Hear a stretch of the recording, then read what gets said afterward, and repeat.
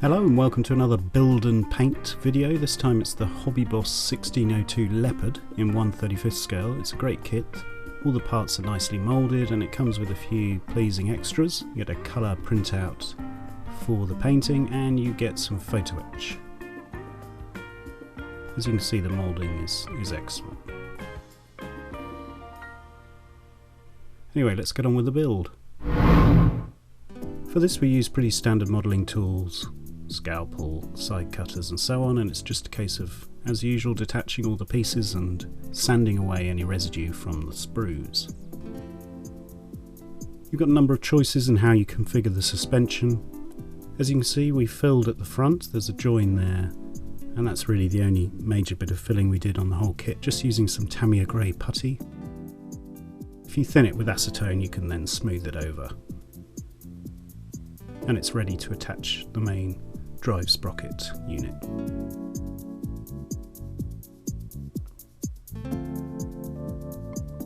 As you can see, the photo etch is good quality and comes with a plastic film, which is very useful to stop losing pieces, and we attached it with Gator glue, which is just a white acrylic hobby glue. And there you can see the result. Some very nice pieces that add realism. You can also see here that we decided to make the exhaust pipes a bit more textured, and for that we used Mr. Surfacer. It's very easy to apply, you just thin it with a bit of acetone and dabble it on to create a pleasing texture, which we did to both the exhaust and the gun mantlet.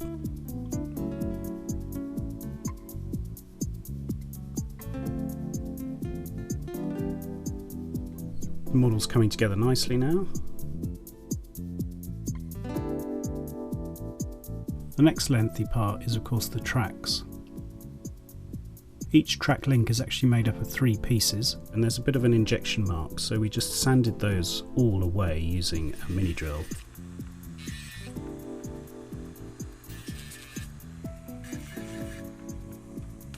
As you can see, it's quite time consuming, but Tamiya liquid extra thin cement helps here.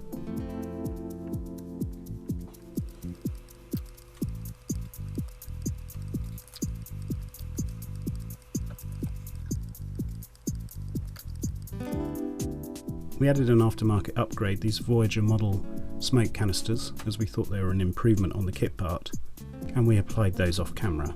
As you can see, we also added some Mr. Surfacer to the turret, but you'll see more of that later.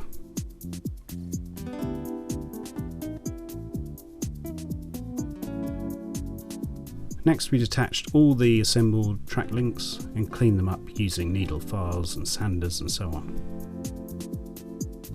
To assemble them, we made a jig using plastic card strips. The advantage of this is it keeps everything straight and it helps you when you're assembling everything, which is really quite finicky. This is by far the most time-consuming bit of this whole kit build.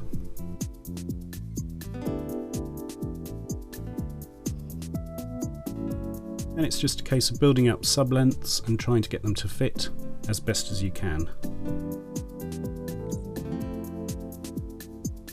Here you can see it's just trial fitting everything.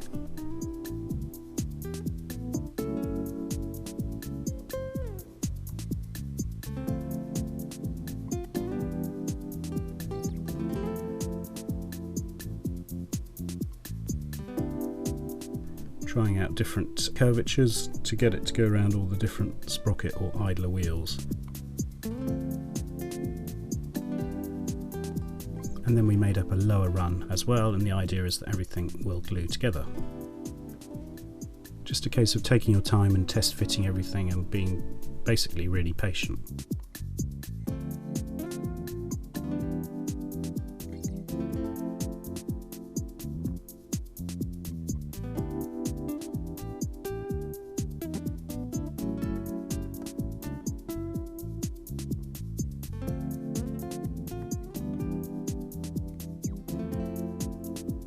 That's starting to look good with the top run all fitting, and then it's just a case of attaching the bottom run on both sides.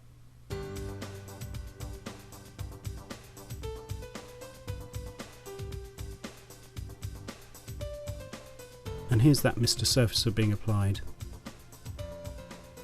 Mr. Surfacer 1200, which is the finest, thinned with a bit of acetone. If you want to know more about this product, we've done a video all about using Mr. Surfacer. The idea is it gives a lot more texture to the armour on the turret. And here's the model in terms of progress.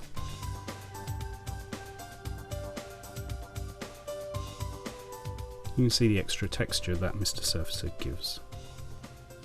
Now the tracks are only tacked in place, they're not permanently glued. The idea is everything could be taken apart for painting. And here we are. In terms of painting, we first attached all the wheels. They weren't permanently glued. And then using Sparmax Max 4 and some Lifecolor acrylic primer, we began the process of priming the model. As usual, this is just a case of building up gentle layers.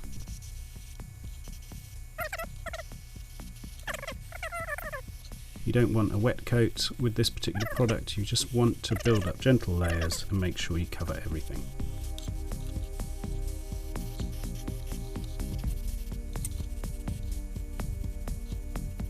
Here you can see us just sanding away any imperfections, dust, marks, etc. Trying to get the best base possible.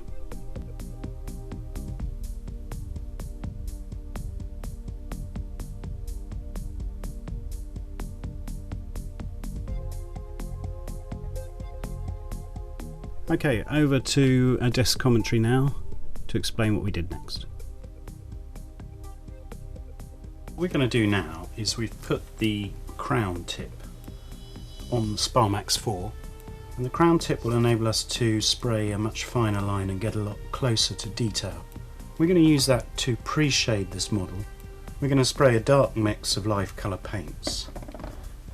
We combined dark cockpit with leather warm shadow in a mixture of about 60-40 paint to thinner, and we're going to try out how good the Sparmax 4 is spraying detail.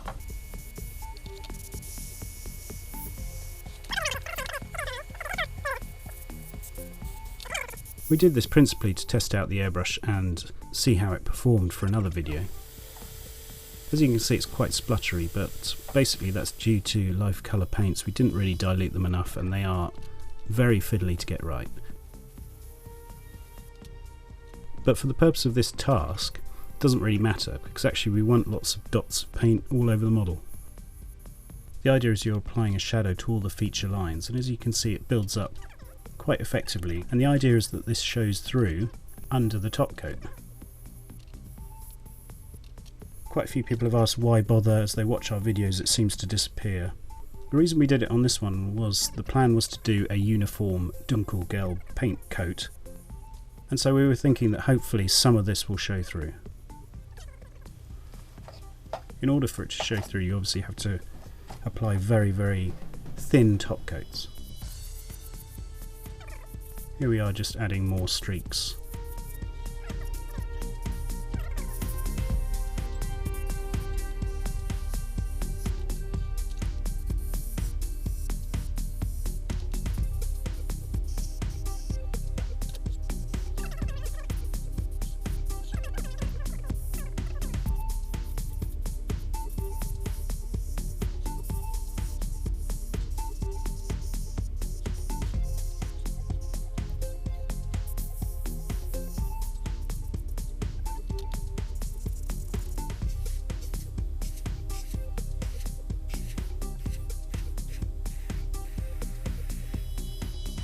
We removed any lumps or bumps of paint, and with a brush you can just remove any dust. Okay, over to a desk commentary now to explain what the plan is next. Right, with that done, we're actually going to turn the pressure right down and actually stipple on more flecks and dots of paint. Hopefully these dots will all show through and help the weathering process. They'll sort of depict oil stains and fuel spills and so on. That's done. So there you have it, the pre-shaded model. One can never be certain how much of all this work will show through when you pre-shade, and it's debatable how effective it is. That hopefully will make this video interesting, as you can see whether any of what we've done will show through at the end. Okay, onto the top coats, and we use the contrast and desaturation set, Dunkelgelb reference by Lifecolor, and it comes with 3 different shades, all increasingly light. We started off with the darkest shade as per the intention of the set, and here again you can see us just building up very light coats on top of the pre-shading.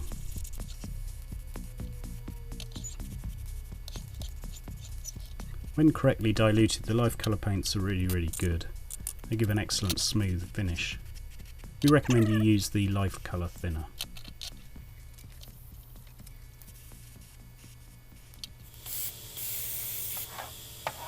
You'll see they lighten quite significantly as they dry. At this stage the colour's quite intense. You can see it's still wet. Good, we'll let that dry. And then when it dries it lightens really quite a lot. At this stage all the pre-shading is still visible through that paint coat. Next we take the next one, a slightly lightened version of the previous shade, called the flashed shade, and we start to build up highlights, filling in the gaps if you like. If we wanted the pre-shading to really show through, we might have stopped at this stage, but we decided to keep going.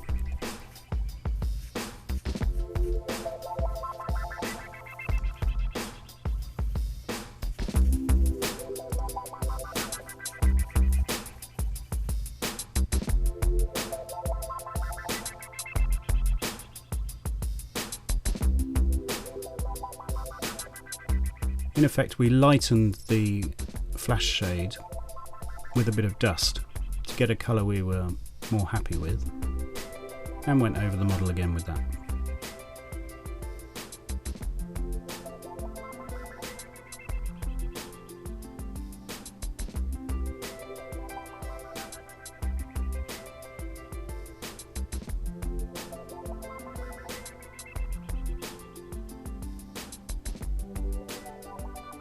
Once again, the intention is to try and keep the pre-shading showing through very subtly. Okay, for the next stage we used some Tamiya masking tape and masked off panels of the model.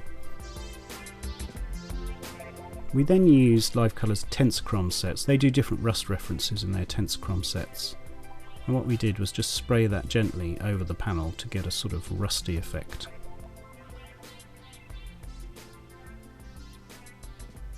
We used one of the other shades on the engine deck panels and around different parts of the model.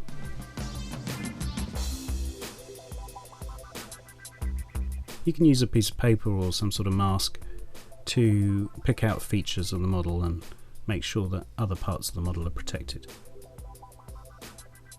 And here you can see the effect we got with those 2 Tensichrome rust shades. Next we used some Maskol or liquid mask, made sure we covered over certain items, and using a compass cutter we created masks for the rear engine vents, and then we used one of our favourite shades, Rust Base Coat from Lifecolor.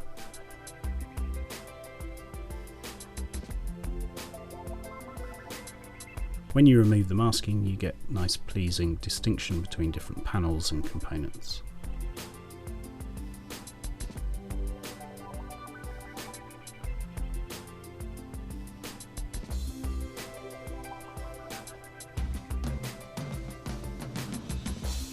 The engine access hatch was done by stippling on rust shades at low pressure.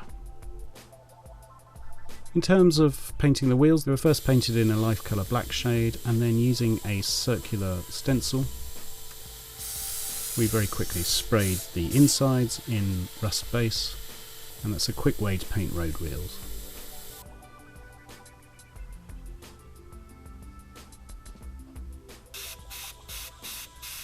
Any touching up can be done by hand, and if you lighten the shade slightly you can pick out all the centre areas to create a bit of contrast and interest.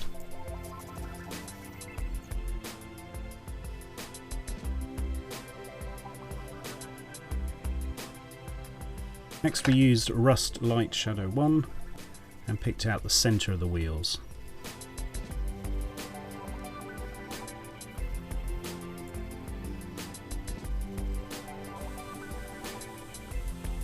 Next we used Lifecolor's liquid pigments. You'll see us use these a lot. We use them to add a bit of a rusty wash to the wheels. Also we used Lifecolor Dust Shade and their Tensichrome medium to create our own thin washes that we applied to create dust. Next, for a bit of visual interest, we used various rust shades to pick out tiny components, things like bolt heads, latches and so on. On a model like this that's essentially a uniform shade, it's interesting to add different areas of wear, rust and so on. And picking out individual components really makes a uniform paint job like this look better. Using the Tensichrome medium you can mix your own washes and Tensichrome shades, and we did that using various rust shades and applied it to the grills. It's thinner than paint and creates a very subtle effect.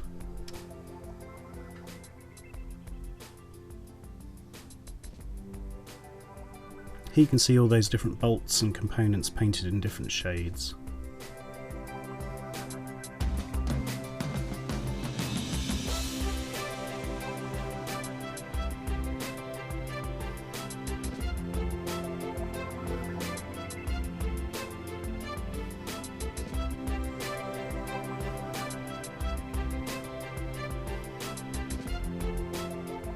Next up we started adding chips. For this we took the lightest shade from the paint set and again picked out various bolt heads, components, but also put chipping all over the model. Very subtly at this stage, there'll be more chipping later. We wanted a bit of visual interest and difference with the barrel, so we painted it in Panzer grey.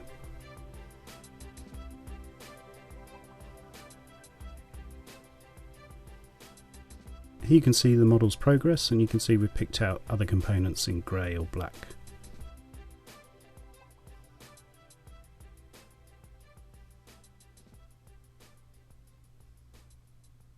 Onto the fun part, the weathering. Next we used Lifecolor's liquid pigments. They are water-based, blendable and removable pigments. Essentially they function a bit like an enamel wash, except there's no odour and they're completely removable or blendable with the remover product. They really are very easy to use, with none of the inconvenience of, say, an enamel wash. What you do is you paint it and use it in the ordinary fashion you would, like any wash. Here you can see us doing pin washes around detail.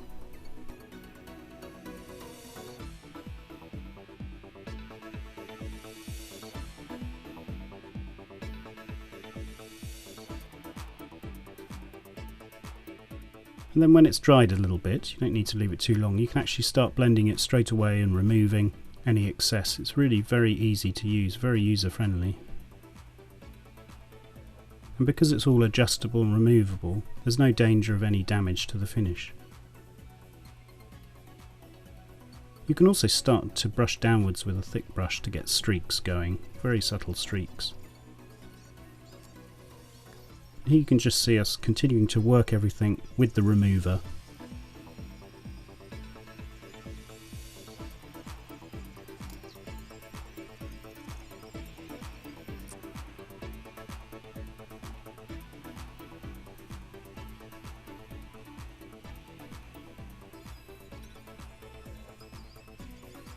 The effect of this sort of dark shadow wash is to give definition and detail to the whole model. All the details will pop out and everything will be much more visually interesting.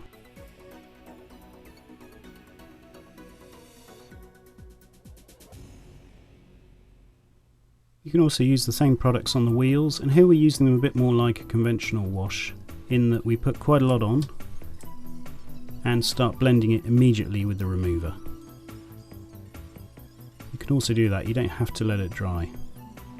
Next up we chose various rust shades from different sets and started to pick out different bolt head details in different colours on the wheels. Now this may seem a bit of a tedious job, but actually it starts to build up nice contrast, especially over the dark shadow.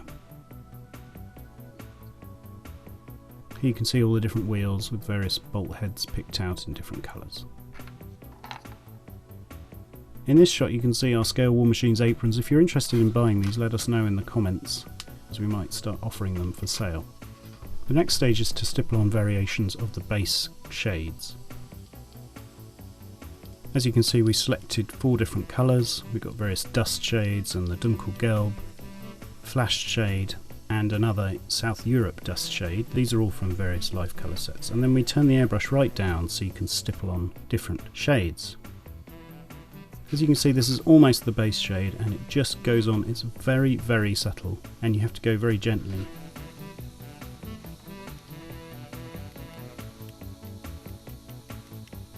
But when you do this over several different shades and colours, you start to build up a pleasing contrast and effect. You can see we went for a lighter version.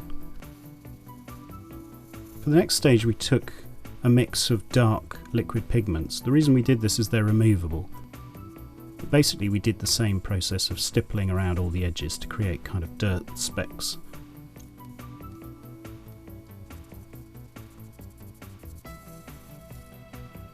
That's the key with a uniform paint scheme, is to try and get texture on the actual paint scheme. What's good with the remover is you can remove any dots or effects you don't like. You can also blend it all in.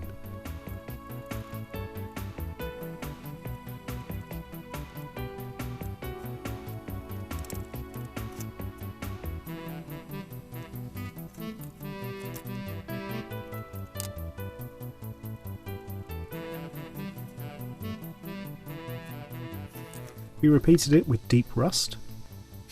This time we were a bit more careful and thinned it a tiny bit as well. Once again we're trying to get minute rust effects all over the Dunkelgelb sand yellow paint scheme.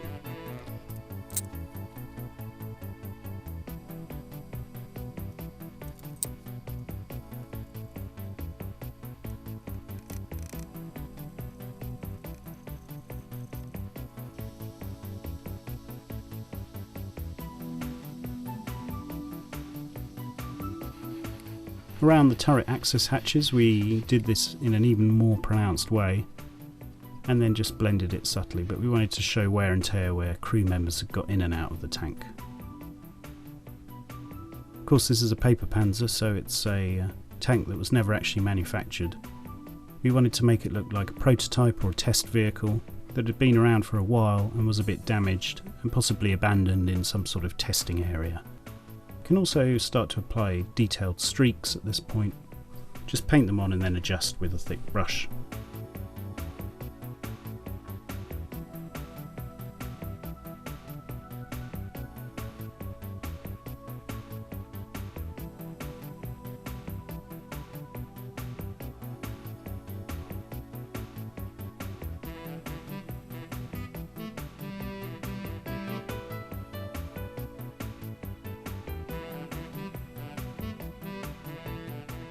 Next up we do lots of fine chipping with a very light version of the base shade, and that's best done around all the areas where you'd shaded and done speckling.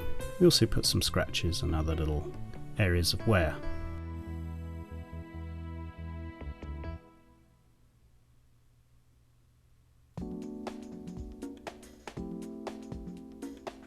Best to pick out everything that's in relief, and it shows very subtle amounts of wear.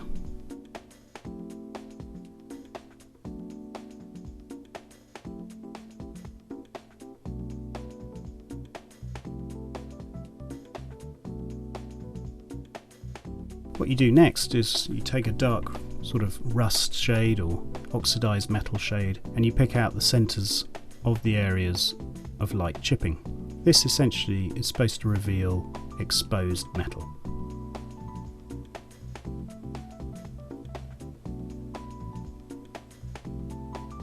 In the close-ups you can see this a lot better. You've got the light highlights with the dark metal rusted chips in the middle. The effect is to reveal different paint layers and levels of wear.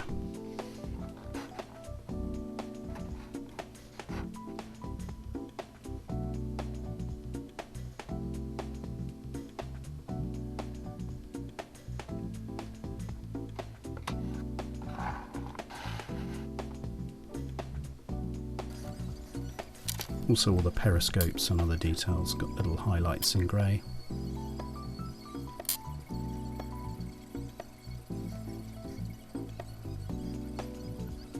And you can go around other parts of the model and add hand painted chips using dark rust tones to your taste.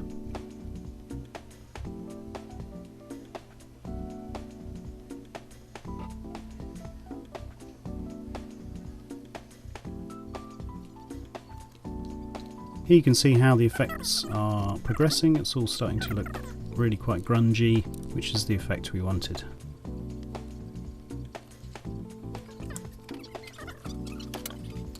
You can tone down the chips using Tensorchrome washes of dust colour and so on, or liquid pigment washes. We used some of their Rain Marks liquid pigment set just to create some vertical dust streaks or rain marks. And then we mixed up two of their references to create a kind of dark wash, and we used those to paint on streaks. Here again, these are very much like oils or enamels. You can apply them, adjust them, and keep working them until you're happy with the effect. What you'll see is it actually looks darker than it will when it dries, so what you need to do is actually go a bit heavier than you think. And then you'll get quite a pleasing effect when it dries. Time for mud now. We used some mud references from Lifecolor. We added texture paste, some plaster of Paris and some pumice, and took a light mud shade and mixed it all together.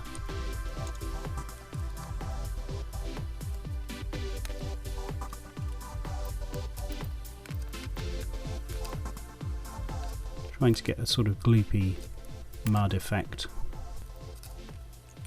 What you can do then is load up a brush and spray through it, and that gives kind of paint splatter. And you can also use an old brush and just rub your finger along the bristles to also flick paint.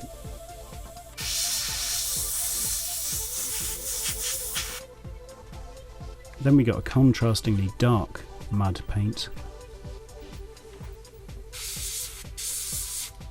and did the same thing. You can of course remove any globs that are too big, but you get these really nice projections of dark mud that contrast with the light mud.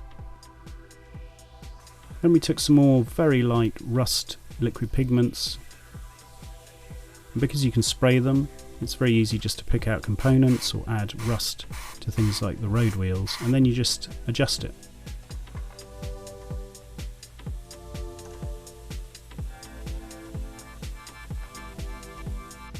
Next we mixed up a bit more of our own Tensorchrome type wash for the dust effect on the wheels. So you create this kind of milky dusty wash and put it around all the feature details of the wheel, and then when it dries it will give a really realistic dust effect.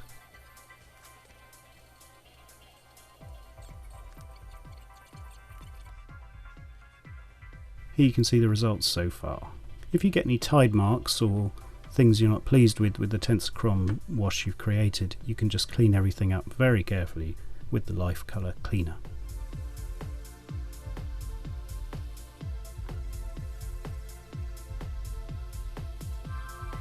For the tracks we used this Lifecolor set.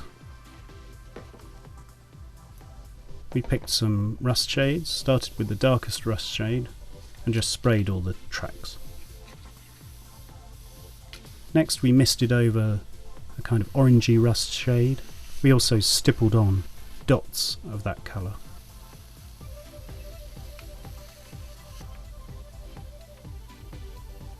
What we're trying to get the effect of is a sort of rusty, slightly unused track. Shadow washes were applied with their black umber liquid pigment, and once dry everything was just cleaned up and blended with their remover to make sure that it remains in the shadows. Metal highlights next. This is easy to apply with something like a metallic pigment, and here you can see us just rubbing it on using a blending pencil.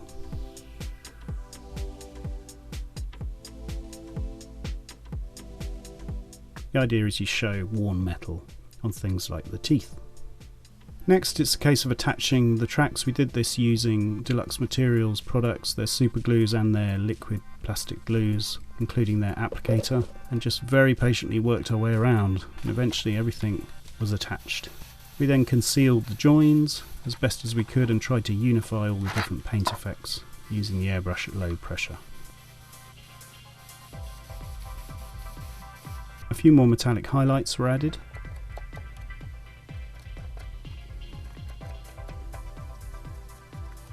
And some dry pigments as well, in this case rust all over the exhaust pipes.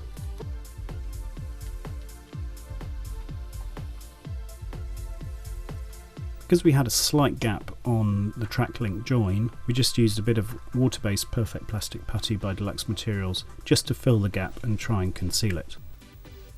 Then it's just a case of final cleanup of any paint effects we don't like, blending, and here's the model.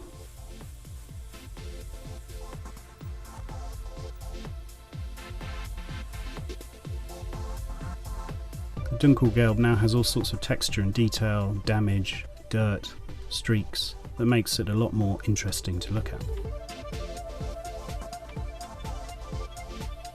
For a bit of realism, we put some boot prints, muddy boot prints all over the model, where crew would kind of access the tank, and that was using caliber 35 boot print sets. Into the final stages now, we used Wilder weathering products, some of their murky water with references like their old grease, to create semi-satin or gloss washes, revealing sort of oil and general grime.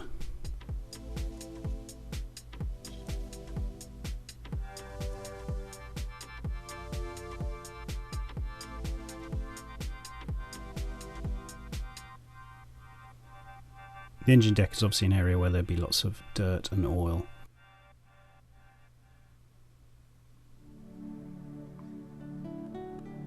We used some of the Tensorchrome references to create moisture effects and fuel effects.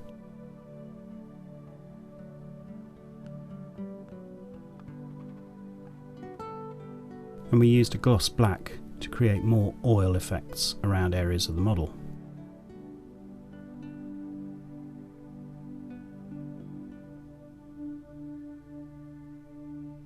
You can also use gloss varnishes to create the impression of moisture. Add a bit of black for oil, and you get a really nice sort of oil or spilt oil effect. Here you can see all that different subtle semi-gloss effect from the Tensorchromes or the oil that we applied.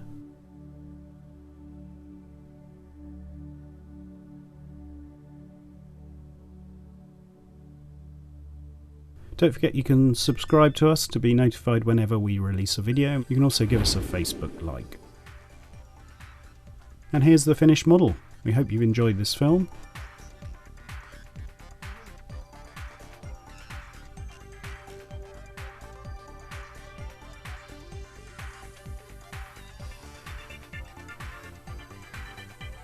Thanks for watching, and bye.